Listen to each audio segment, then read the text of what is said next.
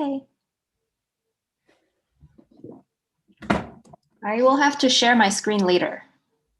We are live. Hello.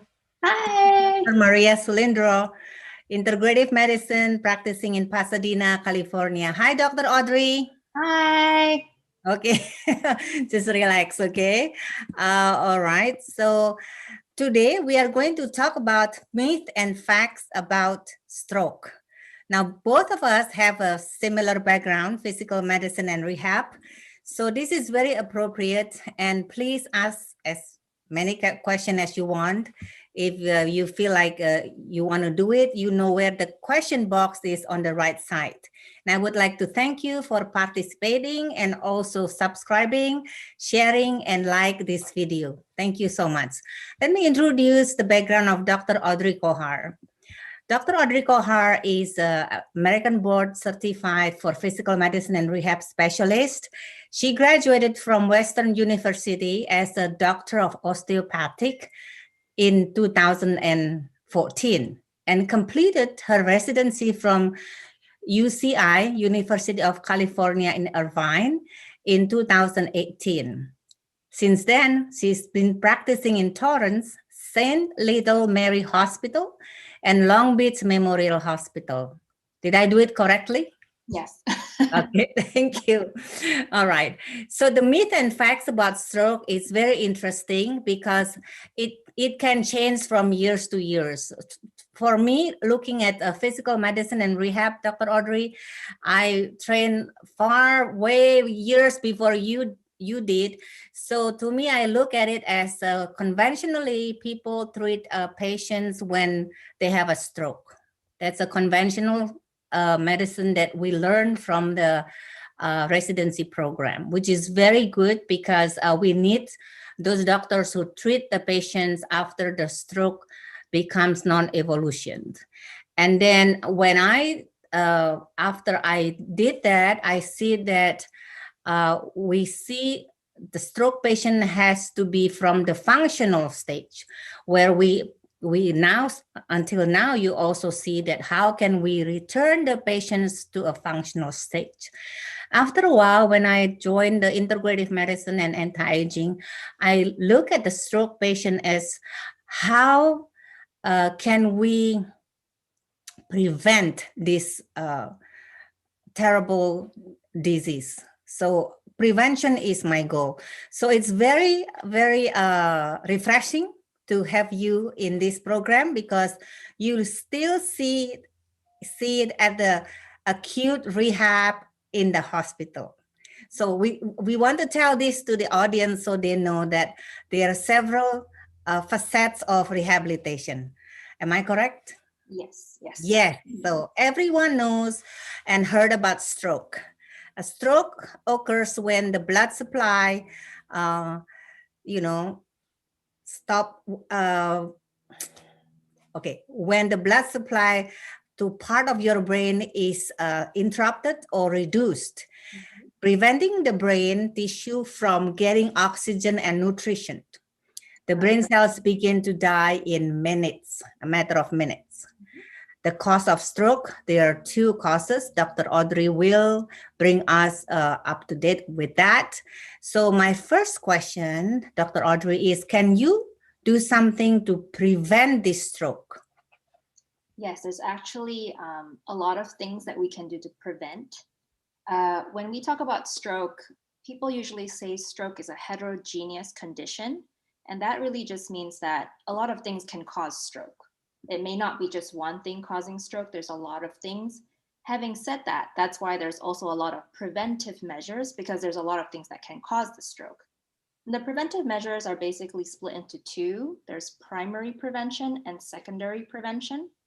My job, I see people after their strokes for the most part because I work at the hospital. But primary prevention is really, really what's important and what we want the community to know.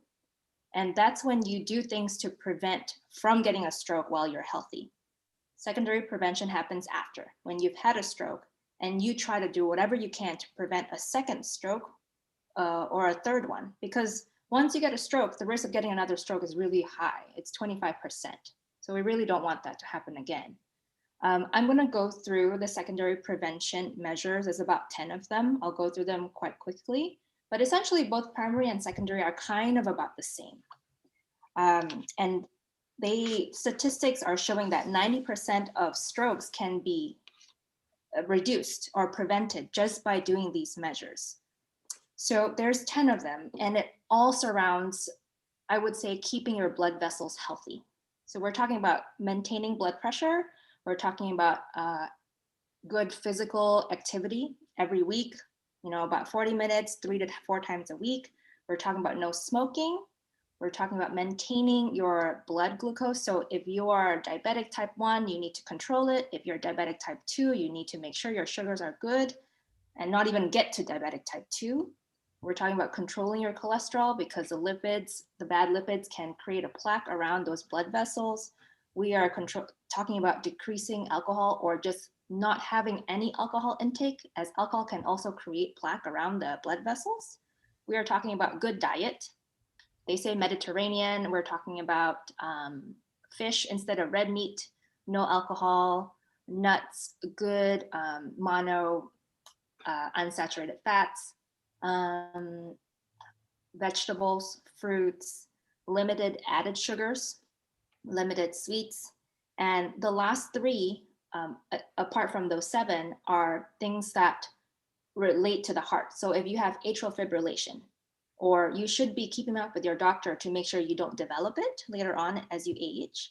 And if you do have it, then you should be put on an anticoagulation, because when someone has AFib, their heart is irregular, and that increases the turbulence of blood in the heart, and that can result in a clot, and you don't want the clot to be shot up to your brain, which can cause a stroke. Number 2 for the heart is sometimes people have plaque in their carotid artery. These things can be screened, and the doctor, you see for maintenance as you get older and as you age, as we all do healthy aging, they can look at that, and if you pass a certain percentage of stenosis, you can be evaluated for it to be cleaned out. And the last one would be like if you have a congenital hole in the heart. Some people are born with holes in the heart, and as they get older, that can cause turbulence in the heart too, because the blood basically gets pumped back and forth. Normal people or healthy normal hearts don't have holes, so that can be a cause of strokes as well. And at this point, I mentioned that primary prevention of stroke is also really important. And I understand, Dr. Maria, you also have some things you do in clinic, if I'm not wrong. Is that correct? That helps with primary prevention of stroke in the integrative side.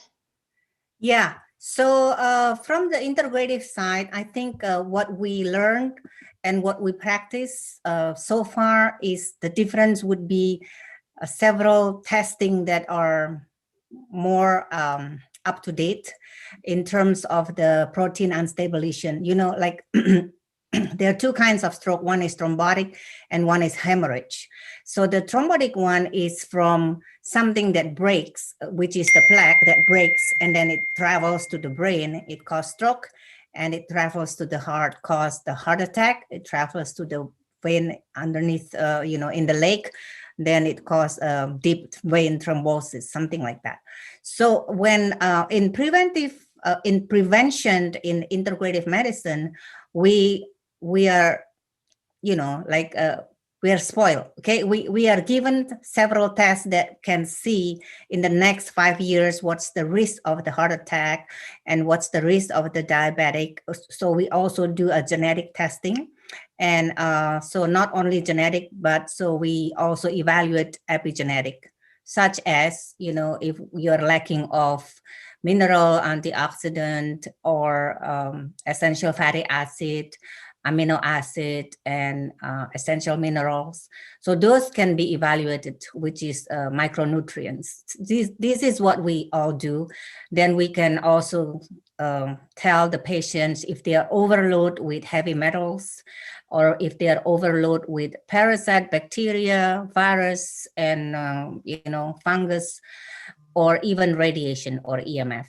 We also can evaluate the leaky gut that cause inflammation, so we can reduce the inflammation so it doesn't trigger the breaking of the unstable protein. There is also a test that is called protein unstable lesion signature, and where we can also recognize if there is a huge inflammation called interleukin 16, and we reduce it. And you're right, Dr. Audrey, it links to diabetes and also links to, of course, the lipid disease. So that's on my side. And it's similar when I say it because I categorize it into 7 and you just mentioned 10.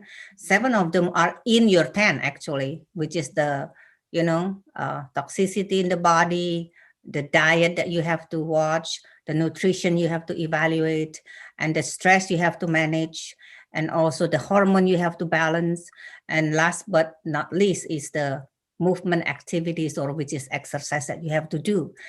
So these are what hopefully our audience understand the difference between conventional and integrative is not much in terms of stroke. And we know stroke kills, is the second highest cause of death, which is among those 3, like heart attack, stroke, and cancer represents already 80% cause of death. So this is very important topics today. And so on the next one, I would like to touch in where many people think if you have a stroke, then there is nothing you can do to treat the stroke. What's the treatment of stroke patient nowadays, Dr. Audrey? So before I go into that, I kind of want to share my screen so that I can. Yes, it's you can. Let me see if I can do that. Okay. Can you see? Yes, so you can enlarge it to one screen. Yeah, let me do a slideshow here. Thank you. Yeah, so just to recap, just now I talked about plaque in the carotid artery. So this is kind of a visual, so it helps you understand. So I said that it's really about the blood vessels. You want healthy blood vessels, right, to prevent a stroke, because cholesterol, smoking, alcohol, bad sugar, blood pressure, that can all create harm and injury and inflammation to our elastic blood vessels. And it makes it very unhealthy. And then it creates clots and things that can, emboli, or as they say, clots that can shoot up to the brain and cause a stroke. This is another schematic just to show that we have our neck arteries that becomes the internal carotid, and that directly feeds into the big part of the brain, which is the anterior and the middle cerebral artery, they call it. You have your pointer? Do you see the there you go. So this is the internal carotid artery, right? And so when they do a neck ultrasound or a neck angiogram or a CT scan of the neck, you can see if there's any blockage. And so you can see this feeds to the major arteries that gives blood to our brain, the anterior and the middle. So these 2 big arteries feed into a huge part of the brain. So Dr. Maria asked what the treatment of stroke is. So essentially, I kind of want to paint a picture. When you have a stroke, you're brought to the hospital, they take a scan of your head. And the scan can tell you whether you have a brain bleed or a blockage that causes poor circulation in a certain part of the brain. And these 2 are basically what is ischemic and hemorrhagic. So ischemic is when a clot stops blood supply. Hemorrhagic is if your artery is so weak and inflamed that it bursts and it causes blood to pool in your brain. And the difference, it's 2 different categories of stroke, and they differentiate it that way because the treatment is different. So ischemic stroke is the most common. So the one on the right is the most common. It's about 80% of the strokes that we see. Both these strokes are somewhat time sensitive. So for ischemic stroke, we give something called IV TPA through the vein. It's a drug that's basically a clot buster. So it's called tissue plasminogen activator. This is what I want you to take home from this is you have to give it less than 4 hours, within 4 hours of when you have stroke symptoms. So again, this is the CT scan. If you get a CT scan of your brain in the hemorrhagic part, it looks like that. And the ischemic part looks like that. So hemorrhagic, again, is when you have brain bleed. This is another way of differentiating ischemic versus hemorrhagic. But let me just go to this. So your blood vessels are kind of like pipes. So if you have a clot, it creates this dirt area in your pipe and it creates a blockage. Can you use your pointer, please? Right here. Yes. You Good. see this clot? Yeah, so this is what, if you imagine blood vessels in your brain, this is what can happen if, this is what can happen if you smoke too much, your blood pressure is bad, your blood sugar is out of control, this can build up. And the TPA is a medication that dissolves this area so that your blood flow can resume its normal circulatory pattern again. The earlier it's given, the better. The other option is what they call thrombectomy, where they surgically use like a stent or surgically use something to take the clot out. And that's indicated for when the clot is affecting bigger blood vessels, because then they can do that. And bigger blood vessels have a bigger clot, so the TPA may not be able to dissolve the whole thing. So medication is not enough, so they surgically go in and take it out. This can be done maybe about within the first 6 to 24 hours. And this is the result. So if they do it, usually a radiologist that specializes in this kind of procedures do it. And so you have the clot on the left right here, and you can't see, the circulation to the brain is gone. Then they can mechanically remove the clot, and then they give, what's black is a dye that they put through the vein, and then you can see the circulation back in the brain. And for hemorrhagic strokes, which is a brain bleed, like so, a brain bleed like on the left here, basically the idea is to hurry and surgically decompress the brain, because blood is very irritating to your blood cells. And you want to go in as fast as you can to kind of relieve the pressure. Your brain is a very soft organ that's kept in a very tight space. So the more blood is bleeding, the worse it is. So we don't want that. Yeah. Okay. Thank you. You done with that? Yes, I'm done. Okay. Can you unshare? Can I stop share? Okay, I'll stop sharing. Okay, very good. Okay, thank you so much for the explanation. I think visual really helps people understand better.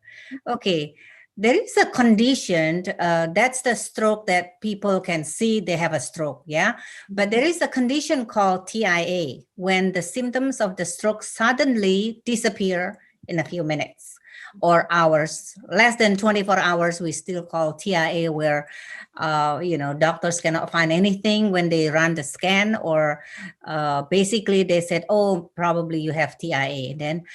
But some people do not know and think that they are safe and do not need to see a doctor because they are already normal again. What is the guideline for TIA, please? So TIA is called transient ischemic stroke, or sometimes doctors will explain and say it's a mini stroke. And why they say that is because basically, if you can remember the diagrams that I just shown, we're talking about a blood vessel that is clogged. So basically, it's clogged, but then blood still flows through. So sometimes you have a mini stroke where you have a clot and it creates a temporary blockage of blood flow at the back end, but then your blood flows through and it clears it up again. It's kind of like you have traffic on the 405 and suddenly it's gone, something like that. And so your symptoms go away. But having a TIA basically increases your risk of having a stroke, especially the first week after the TIA has happened.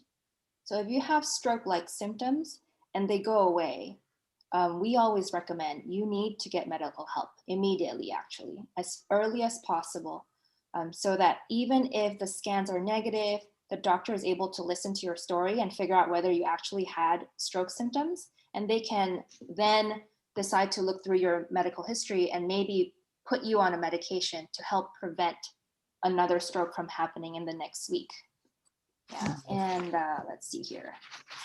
I'm going to use this chance to actually go through. Well, I'll save that for later. I think we have another question.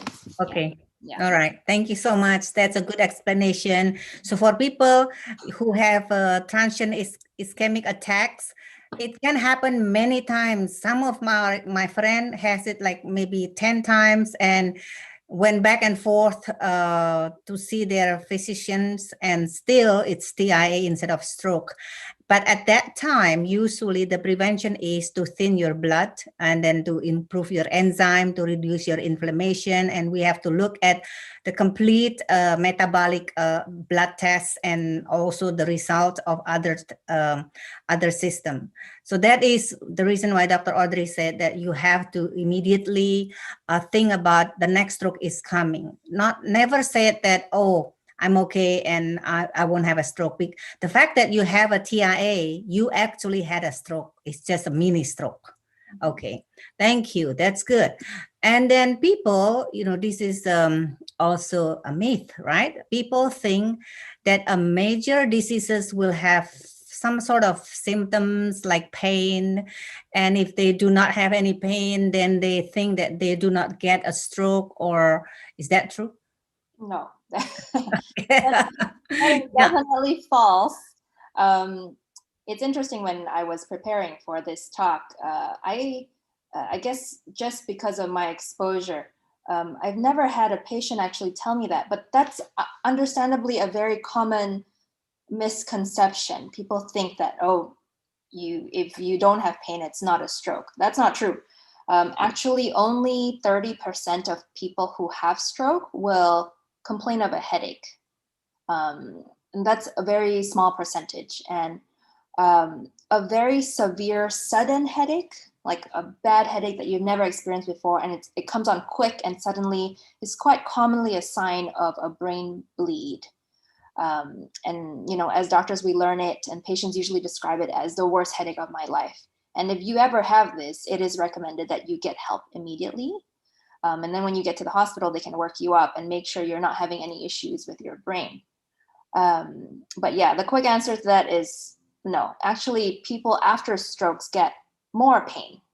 The pain occurs after you've had a stroke, where you can have neuropathic pain, which just means because of the stroke, you have a weak side, and there's this pain syndrome that occurs, and it kind of feels like numbing and tingling. That can happen, actually, not an indication of the stroke, but it can happen after.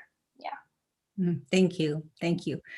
There is one question from the audience before we go further. Maybe we should answer that one. Is about stent. They don't understand what stent is. A stent? Mm-hmm. You put a stent so that you can squeeze to the plaque. Yeah. A stent is basically a medical device where it's very small. It's almost I don't exactly know the dimensions because I don't use a stent on a regular basis. But what happens is when physicians talk about a stent, it's really just like a device where they can push up and maybe and inflate the balloon. And so it creates a little hollow tube and opens up the capillary, the blood vessel. Does that clarify? Yeah, or some people, they call it a ring.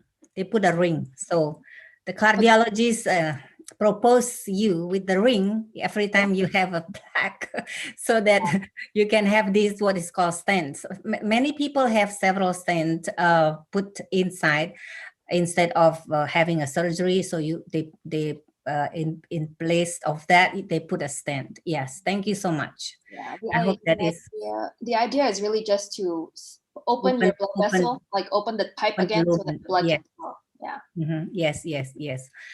Now, some people, like, actually that includes me. Okay, includes me. Like, we are from a very large family, and many of my uncles and maybe cousin have a stroke, and they, stroke or heart attack. 30% of them, they died immediately, which is a blessing, actually. And if you ask me whether I should choose stroke, cancer, or heart attack, I choose the rest of whatever disease you want to give me, but not stroke, because because stroke changed us. So today I'm Maria. After the stroke, I don't even know. Maybe I will be like I don't know, because you'll be nastier and, you know, very insensitive and everything. So these people always think that stroke is always hereditary, and oh, you know, I have a history of stroke in my family, maybe I will have a stroke. But so is it hereditary or non-hereditary? We have to explain, because this is really a myth. So, okay, so Go ahead. family history of a stroke increases a stroke risk by 30%. And I want to go back to the original definition that I said. When we talk about stroke, that it is a heterogeneous condition. So there's many factors. So a quick answer to whether it's genetic or not genetic, it's really both. There's a lot of factors that causes the stroke, so that's non-genetic.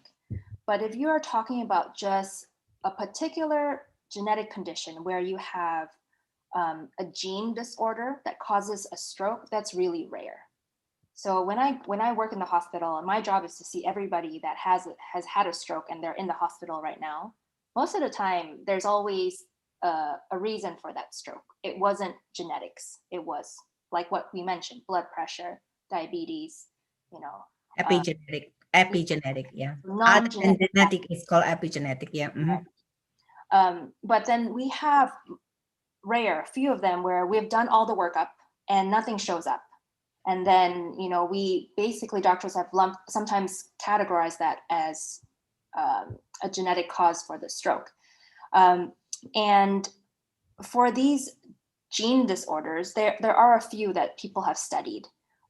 Usually what happens with these gene disorders that are related to stroke happenings is that it's gene disorders that cause blood disorders. So it can cause, like, you have a genetic disposition to have a blood issue, so your blood clots easier, and that's why you have a stroke. And there's other things that other gene disorders that can cause inflammatory reactions in your blood vessels, like vasculitis, and these things can cause stroke too. So that's really what we're finding when we say there is some connection for a gene disorder to a stroke, but again, it's very rare. Yeah, but what I know is if you have a family history of a stroke, it does increase your risk by 30%. And what really the take-home message for that is, if you know you have a family history of a stroke, then you should be paying attention to your own health. And you should be doing everything that you can to prevent it and not get to the point where you have a stroke. That's really the take-home message. Yes, thank you. Yeah. And the 70% is the epigenetic, right, Dr. Audrey? Yeah. Okay. Thank you. Thank you for the explanation. No, now, there are only 6, this is another myth, okay?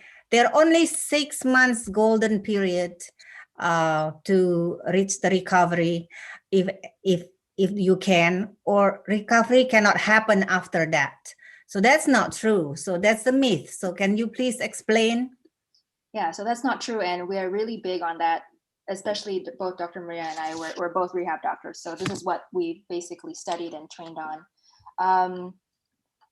There's been a lot of studies, and the new hot topic in the field of rehabilitation medicine is something called neuroplasticity. Very simply put, neuroplasticity is just the concept that your brain still can grow and evolve to adapt to changes even after injury. And there's been studies to show that recovery after stroke is at least a year to a few years. And a lot of this can be backed by research, looking at patients and following them through the years to see, and they use a functional MRI to do a lot of this. I'm going to share my screen again. Okay. Let's see. And I'll talk about this later, but this slide, so there's still studies ongoing, and there's many. I just took one out of them. But if you look at this slide, they use functional MRI. So functional MRI is an MRI that detects blood activity. So if you see the colored areas, those are blood, that's blood activity, so blood circulation. it's good. We want that. And when you look at the rightmost column right here, top and bottom, FT and FE just stands for different finger movements. So FT is finger flexion, and when they do this, and FE is finger extension, when they open their fingers. So the patient's in the machine and they're doing this, and controls mean normal. So this is normal, healthy people with no stroke. And you can see the pickup on this side of the brain as they move their left hand. Now, these on the left, A, B, and C, this is what is happening. The most left one is right when this month 0 of the stroke. So they took a functional MRI of the patient, month 0 of the stroke, where it affected their left hand. And they moved on to, I believe, 4 months is the second column. Second column is 4 months. And you can see the pickup is a little bit more. And then the third session is 2 years. So you're talking about 2 years after a stroke. And this, if you notice, is definitely more than 4 months. But if you look at the control, healthy people with no stroke, it's very, very similar. So that's what they're doing nowadays. They're using functional MRI to do more and more studies and to just follow people through after their stroke as they go through rehab. Yeah, so that's a really cool thing we're seeing. And that's why we always say, you know, there's no such thing as like 6 months.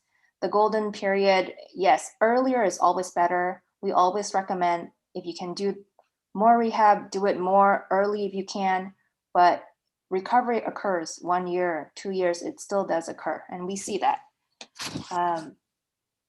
And I kind of want to use this opportunity to really, like, I hope, Dr. Maria, that there are patients in the community that are listening today are not stroke victims. I really do hope so. Yes. And I want to tell the community that as a healthy person without a stroke, I don't think you can really imagine what happens when you get a stroke, right? If you can put yourself in their shoes, you wake up and maybe you can't even sit up from your bed because you're so weak on one side. You just teeter to one side like this. And then you can't brush your teeth. Then you can't comb your hair. You can't eat. You drool when you're eating. You can't, like for women, we can't put on a bra. That's really annoying. And then you can't put clothes. You can't bathe. You can't wipe your bottom after you poop. You know, so it's quite a debilitating disease.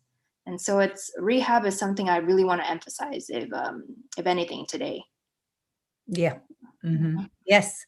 So and practice, rehab and practice. So we give you a program and you improved, but for some reason, if you have a stroke, when your function returned, it can actually easily go back to the previous one if you don't use it. That's the reason why sometimes people can walk normally when they get out from the hospital, and then for some reason at home they're just sitting, not practicing, and not. Sometimes I think that as an Asian, I feel that in Asia we have a lot of family and helps at home, and we can easily get this kind of training at home. But here, when you're alone, and even if you're in what do you call that, convalescent facility or nursing home facility, you are limited to only like maybe an hour, or how long is it now, Dr. Audrey? Maybe 45 minutes of therapy a day, right? Yeah, usually 40, an hour is pushing it a little bit. Yeah. So it's very luxury if you can have someone to take you in their house, and then, or, your family, your children, and can take you practice what you have already achieved. Because some people do not go back to 100%. There are people that go beyond 100% because they were already tired before they're almost getting a stroke. So then after the rehabilitation, so they seems like they improve 120%, let's say. But majority of patients, they do not get to 100%, especially when they're already elderly. Yeah, true. Right, Doctor? Yeah. So especially in United States, you are covered by insurance. Otherwise, it's very difficult. It's very expensive. A day, it can be like $300 for just physical therapy. So make sure you don't get a stroke. Yeah. It's the important thing. But make sure. And now, can you make sure? Yeah, maybe. I think if you really take care of everything and you know your blood tests and you check it every time, I think you probably know if you're going to have a stroke or not. Now, this one about aspirin, this is really very important, because many people will say that, oh, I'm on aspirin, I won't get a stroke. That's a myth, right? So can you please explain a little bit, and I will explain also on my other side of the integrative medicine what we can do instead of aspirin. Sure. So take home is, if you haven't discussed it with your doctor, you shouldn't be taking aspirin on your own. It's not like Tylenol or, like over-the-counter pain cream. It's not like that. So aspirin is an antiplatelet, and what it means is it's a drug that prevents a clot from further formation and worsening by inhibiting the platelets. Your platelets are small components in your blood cells that just get involved in the clotting process. So aspirin kind of stops that, and so it kind of stops the clotting process. First of all, there is if we're talking about evidence, science, statistics, there's very, very little evidence that shows that if you haven't had a stroke and you're healthy and you take aspirin, it's going to prevent it. There's small evidence that shows that. Aspirin is recommended for those who have had a stroke already or a heart attack. And it's sometimes recommended for people in an age range, a high-risk age range, so like 50 to 59 years old. And there is a score that physicians go through when they see you in their clinic to kind of check off and see if you have those risk factors for stroke. We're talking about the same thing, like a certain race or a certain like gender, a certain age, smoking, blood pressure, cholesterol, diabetes, all that stuff. It all comes into this calculated risk. And if you have a high risk score, they'll probably encourage you to be on a baby aspirin. And one more thing is that if you're going to take aspirin and you're healthy and you have no risk factors and you actually get a stroke, but it's a brain bleed instead of an ischemic stroke, then you're in trouble because you've just made that stroke worse. So the take-home message is talk with your physician. It's on a case-by-case basis. You shouldn't be taking baby aspirin if you have no issues. I agree. In fact, let me share a little bit on my side. Yeah. I always check the aspirin works or sensitivity. So if your aspirin works score is very high, you are very sensitive to aspirin, so the risk of bleeding is higher. So which is not good, because once you bleed internally, we do not know where you bleed. That is the problem. That's number one. And number two, because aspirin is antiplatelet aggregation. Yes, that, like Dr. Audrey said, it prevents the platelets to aggregate, so it clot, right?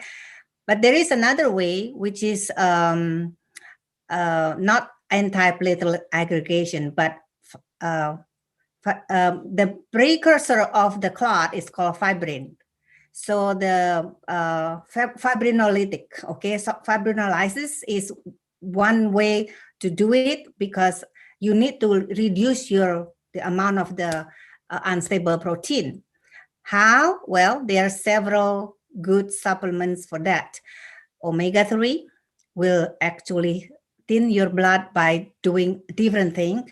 Fibrinolysis is by taking enzyme like lumbrekinase, okay, or nattokinase. All those are from the nuts, and lumbrekinase is from silkworm.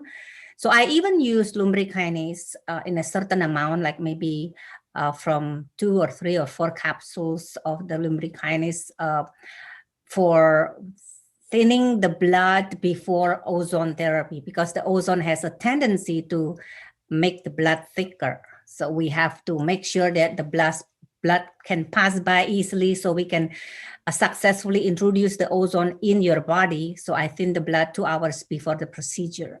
Many other things like vitamin E, K2, and I include that there is a big study that a scientific base of K2D3. So K2 of 180 microgram with 500 D3 international unit will also help you prevent inflammation and stroke and improve your immune system.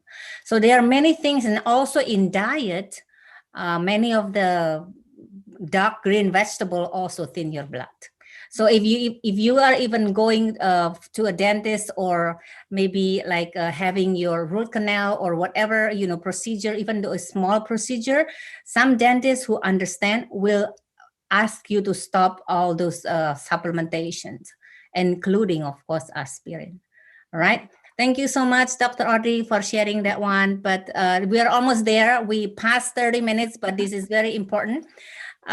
They said stroke is very hard to identify, which is not true. We should tell them how to identify stroke, so they don't think that, oh, this guy is making a joke or something, making face, So can you please tell us about these symptoms that we can easily identify and recognize that it's an emergency?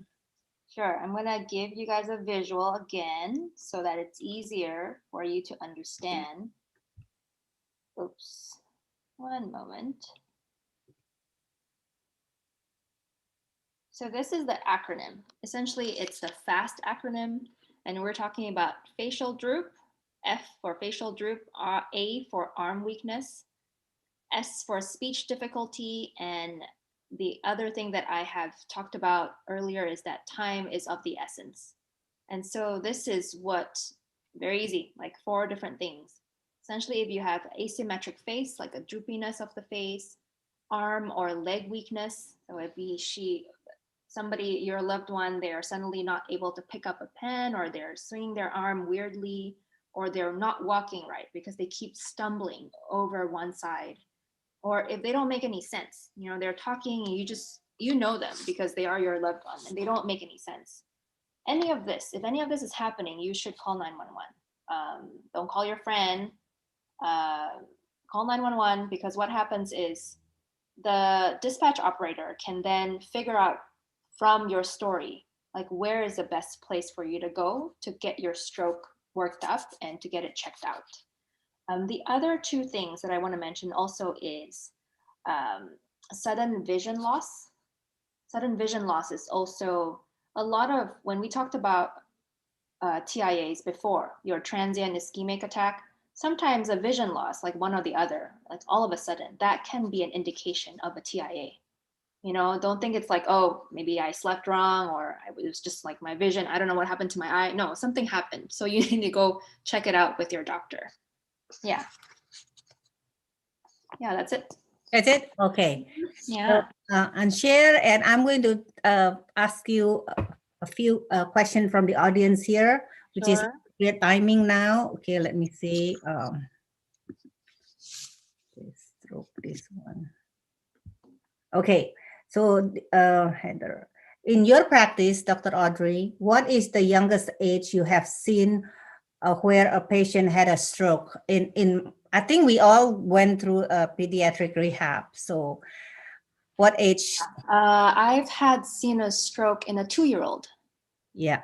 Mm-hmm. Yeah, so it happens. Like we mentioned before, there are rare congenital disorders that can cause a stroke. That 2-year-old, I saw her a while ago, but I think she also had family history. So sometimes it is just unfortunate. The more common ones, I've seen 20 years old, young adults. And that is also, I forgot to bring it up just now, but usually when it's a 20-year-old, I can almost guess. It's usually because of a recreational drug abuse. So marijuana, cocaine, meth. Marijuana, not so much, but cocaine and meth are very common. Yeah, These are young, healthy, no problems at all, 20-something, but they do use those recreational drugs and they end up in the hospital because of a stroke. Yeah. So that brings, actually, I was going to ask you that question, and the audience asked already. These people, said, I'm still young. I won't get a stroke. I'm going to change my lifestyle later when I'm older. Go ahead. Right? This is often they say that. I do. I hear that very often. If your lifestyle is promoting any of those risk factors that I've talked about earlier, then you should change it right now. Like, age is just one.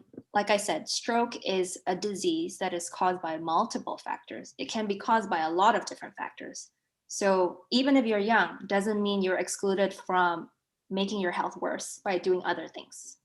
You know, you could have bad blood pressure and you don't know because you don't check it, because you think, you know, I feel fine, right? But blood pressure can be high and you can feel fine. That happens in a lot of people. That's very common. Let me see if I wanna. But yeah, that's basically the main thing I wanted to. Yeah. Okay. Yeah.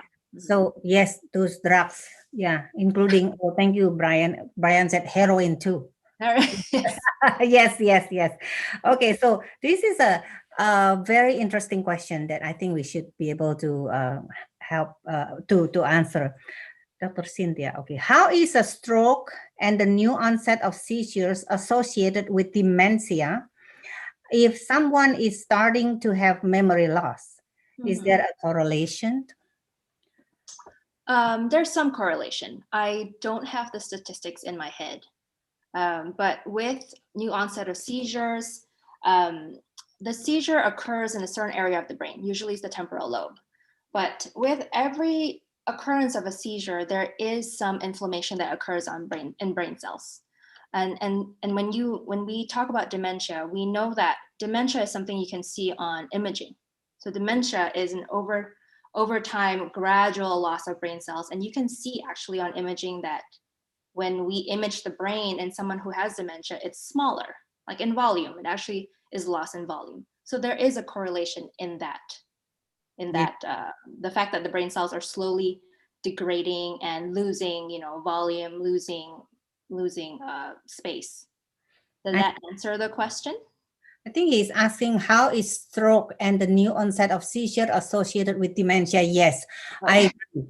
But not the other way though. Stroke in general has nothing to do with dementia. Actually, you don't lose memory. Yeah, it's the other way. That the one that she said. Yes, it's true. There is a correlation. Okay, well, so good that we already undo the myth and now we know the fact. Don't forget, I know who is listening.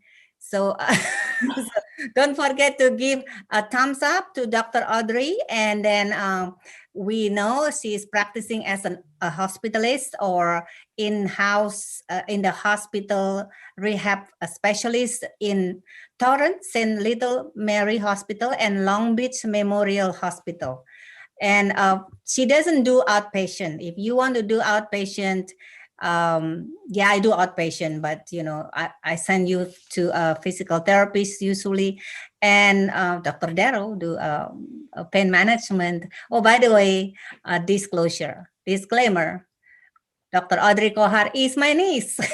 So I don't know why this rehab runs in the family, but maybe because we are afraid we will have a stroke. So we want to know what's the real cause of this rehabilitation. All right. Thank you so much, Dr. Audrey Kohar. It's very helpful, and I really like the title. And this is Dr. Maria Sulindro, practicing integrative medicine and in Pasadena, California. See you next week, everyone. Thank you so much. Bye, Dr. Audrey. Bye, thank you. Thank you.